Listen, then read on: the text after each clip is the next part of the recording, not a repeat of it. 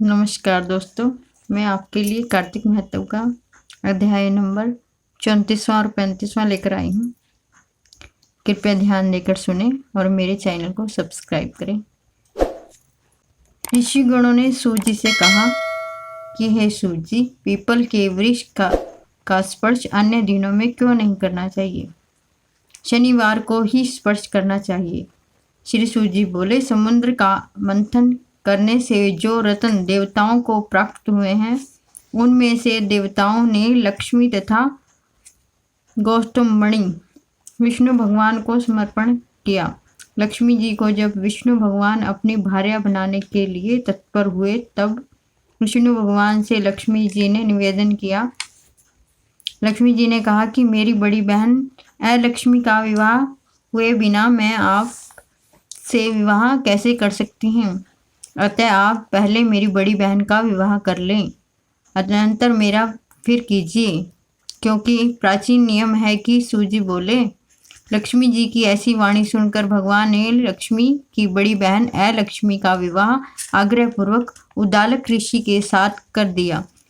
उस लक्ष्मी बड़े मुख वाली, उज्ज्वल दांत, वृद्ध के समान शरीर, बड़े बड़े लाल लाल नेत्र और रूखे बालों वाली थी। उद्दालक मुनि ने भी उसे विष्णु भगवान के आग्रह से स्वीकार कर वेद ध्वनि से गुंजित अपने आश्रम में ले गए।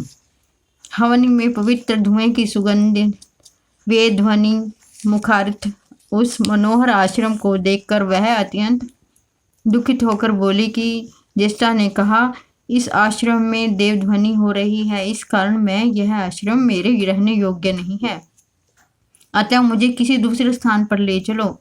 उसे सुनकर उद्दालक मुनि ने कहा कि हे कांते, तुम इसमें किस लिए नहीं रह सकती? तुम्हारे रहने के लिए योग्य स्थान कौन से हैं, मुझे भी बताओ। ज्येष्ठा ने कहा कि जहाँ पर वेद ध्वनि, अतिथियों का सत्कार, असत्कारी यज्ञादिक हो निवास नहीं कर सकती, सत्कार हो, वहाँ मैं निवास नहीं करती।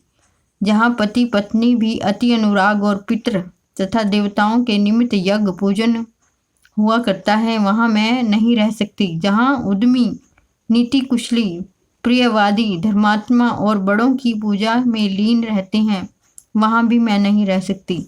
जहाँ दिन रात स्त्री पुरुषों की लड़ाई होती है और जिस स्थान पर अतिथि निराश होकर चले जाते हैं, जहाँ पूज्य वृद्धों, सत्पुरुषों और मित्रों का अनादर हुआ करता है, और जहाँ अति कठोर वाणी बोली जाती है, दुराचारी और दूसरों के धन को चुराने वाले पर स्त्रीग्रामी प्राणी रहते हैं, जहाँ नित्य गांवों का वध होता है, मद्यपान, ब्रह्म हत्यादि पाप होते हैं, वहाँ मैं प्रसन्नतापूर्वक रहती हूँ। सूर्य जी ने कहा कि इस प्रकार की उसकी वाणी सुनकर उद्दालक मुनि का मुख मलिन हो गया। ज्येष्ठा ने कहा, ऐसे हुए सुनकर मुनि चुपचाप खड़े हो गए। कुछ देर में फिर वह लक्ष्मी को उद्दालक जी कहने लगे कि अच्छा, ऐसे स्थान भी तुम्हारे लिए खोज करूँगा। उद्दालक जी ने कहा कि मैं जब तक तुम्हारे रहने का योग्य स्थान ना देख लूँ, तब तक तुम इस पीपल के वृक्ष में स्थिर होकर बैठे रहो। श्री सूर्य जी बोले कि उद्दालक उनको वहाँ बैठाकर स्थान ढूंढने के लिए चले गए। बहुत काल तक उनकी प्रतीक्षा करने के बाद जब वे नहीं आते दिखाई पड़े, तब पति की परित्याग करने से दुखित होकर वह दरिद्रता रोने लगी। उसके करुण रुंदन से श्री लक्ष्मी जी ने वैकुंठ में सुन लिया और विष्णु भगवान से व्याकुल मन होकर कहने लगी कि लक्ष्मी ने कहा, हे नाथ, हमारी बड़ी बहन दरिद्रा पति के त्याग देने के कारण बहुत दुखी हो रही है। हे कृपालु, यदि आपकी प्रिय पत्नी हूँ तो आपको आश्वासन देने के लिए आप जाएं। इस प्रार्थना को सुनकर कृपा सिंधु विष्णु भगवान लक्ष्मी के वहाँ चले गए। उस दरिद्रा को ज्ञान देते हुए विष्णु भगवान कहने लगे कि विष्णु जी ने कहा कि लक्ष्मी, इसी पीपल के जड़ में तुम सर्वदा स्थिर होकर निवास करो, क्योंकि यह मेरे अंश से ही इसकी उत्पत्ति हुई है और इसमें मेरा नित्य निवास है। प्रतिवर्ष गृहस्थ प्राणी तुम्हारा पूजन करेंगे। उन्हीं के घर में मैं तुम्हारी छोटी बहन लक्ष्मी स्थिर होकर रहेगी और विविध प्रकार के उपहारों से स्त्रियों को अश्व में तुम्हारी पूजा करनी चाहिए। प्राणी मात्र को चाहिए कि पुष्प, धूप, गंध आदि से तुम्हारी पूजा करें, तभी उन प्राणियों के प्रति लक्ष्मी जी की सदा प्रसन्नता बनी रहेगी। श्री सूत जी ने कहा कि श्री कृष्ण, सत्यभामा तथा पृथु और नारद का संवाद तुम लोगों को मैंने सुना दिया है। अब तुम क्या सुनने की इच्छा है, इसे विस्तार पूर्वक कहें। सूत जी की वाणी सुनकर शौनकादित्य ऋषियों ने हंसने लगे, आपस में कुछ ना कहकर चित्र की भांति अवाक होकर बैठ गए। फिर सावधान होकर सब बद्रिका नारायण के दर्शन को चल दिए। जो प्राणी इस कार्तिक महात्म्य को सुनता है, वह स्वयं सुनता है, सुनाता है, वह सब पापों से मुक्त होकर विष्णु के साजुन्य मुक्ति को प्राप्त करता है। 34वां अध्याय समाप्त।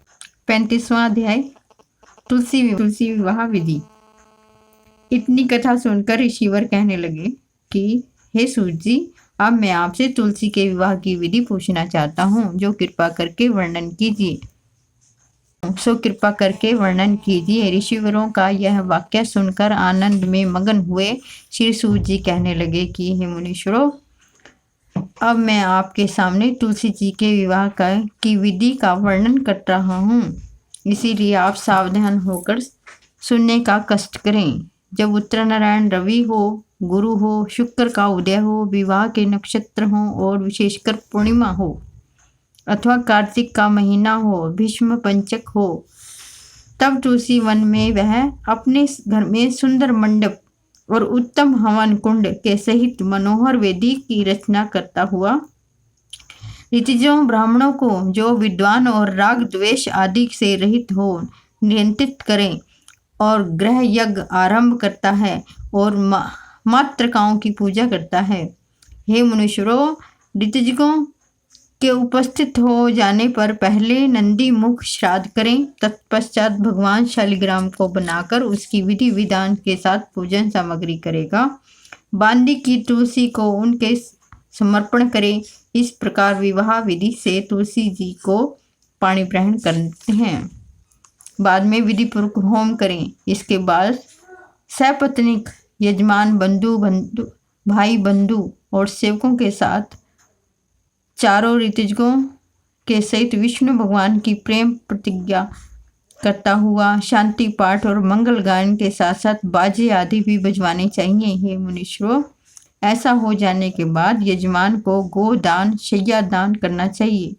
ऋतुजों को दक्षिणा देकर विप्र भोज आदि जाति भोज कराना चाहिए। यह सुनकर सूत जी कहने लगे कि हे मुनीश्वरों, इस प्रकार से मनुष्य श्रद्धा भक्ति के साथ सत्य, शांति और संतोष को धारण करता है, विष्णु भगवान को तुलसी दल समर्पण करता है, वह समस्त पापों से रहित होकर संसार से सब सुखों को प्राप्त हो, अंत में विष्णु लोक को प्राप्त होता है, इसमें संशय नहीं है। हे मनुष्यों, इस प्रकार से तुलसी जी का विवाह की विधि बताई गई है। इस प्रकार आंवला, शमी और पीपल के विवाह की विधि भी समझनी चाहिए। 35वां अध्याय समाप्त। कार्तिक व्रत उद्यापन की विधि। कार्तिक शुक्ल चतुर्दशी को प्रातःकाल गंगा, जमुना और किसी भी नदी आदि में स्नान कर ध्यान कर तुलसी जी के समीप 4 द्वारों को एक मंडप बनाना चाहिए। फिर पूर्व के द्वार से आरंभ कर क्रम से मिट्टी से निर्मित 4 द्वारपालों को स्थापित करें, जिसका नाम शील, सुशील, जय और विजय है।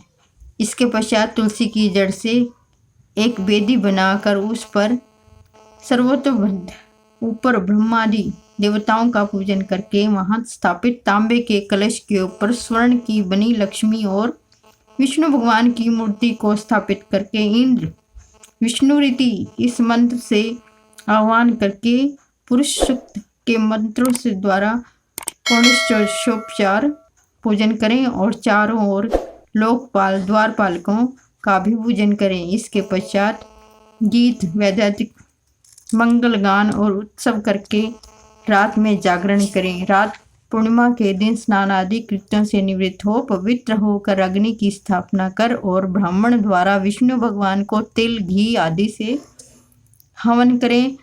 फिर सर्वतोभद्र मंडलीय देवताओं को के लिए घी का आहुति देकर होम समाप्त करें और पूर्णाहुति दें। अनंतर सपत्नी 31 ब्राह्मणों को आमंत्रित करा उनका व आचार्यों के यथाशक्ति वस्त्र अलंकार आदि से पूजन करें, यथाशक्ति भोजन करावें और प्रार्थना करें कि आप लोगों के प्रसाद से मेरा कल्याण हो। कार्तिक के इस व्रत का उद्यापन से कुल के 7 जन्मों के किए हुए पाप नष्ट हो जाते हैं और सुख संतति सौभाग्य आदि सकल मनोरथ सिद्ध होते हैं। इसी कार्तिक उद्यापन विधि। विषम पंचक कथा प्रारंभ। एक समय राजा परीक्षित ने महात्मा व्यास जी से पूछा कि हे भगवान, हमें कार्तिक मास की कथा आपने सुनाई है, लेकिन एकादशी के से लेकर पूर्णिमा तक इन 5 दिनों को भीष्म पंचम के नाम से क्यों कहा जाता है?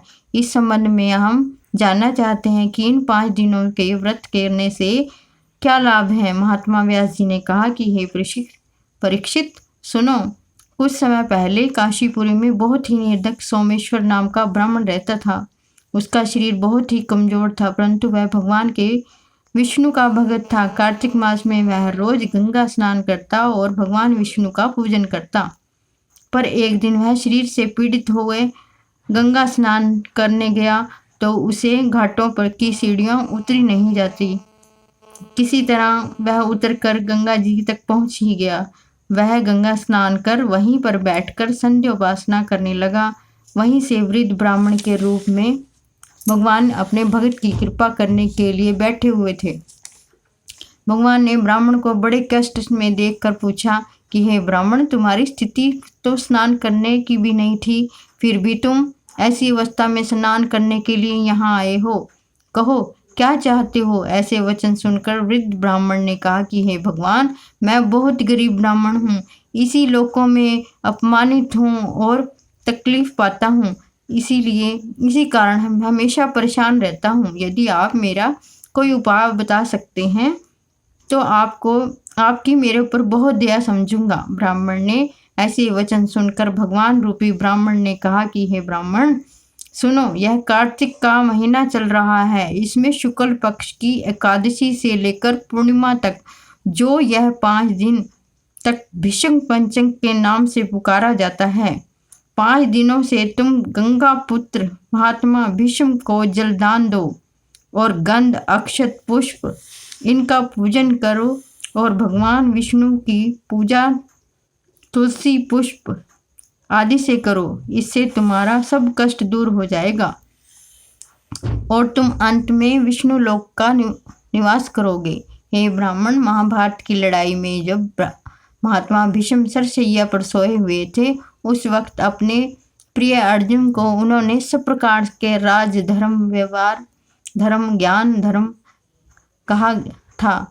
उस समय अर्जुन के सखा श्री कृष्ण भी वहीं पर थे। जब भीष्म ने कृष्ण जी से कहा कि हे पितामह, जो मनुष्य कार्तिक मास के शुक्ल पक्ष की एकादशी से लेकर पूर्णिमा तक तुम्हारे नाम से जल देगा और उसकी पूजा करेगा और पूजा में मैं स्वीकार करूंगा और उसके सब कष्ट दूर कर दूंगा। अतः हे ब्राह्मण, तू इस भीष्म पंचक के महात्म को भीष्म पंचक का पूजन करो। इसके करने से तेरे सब दुख कष्ट दूर हो जाएंगे। उसके बाद उस ब्राह्मण ने भीष्म पंचक का व्रत किया और सब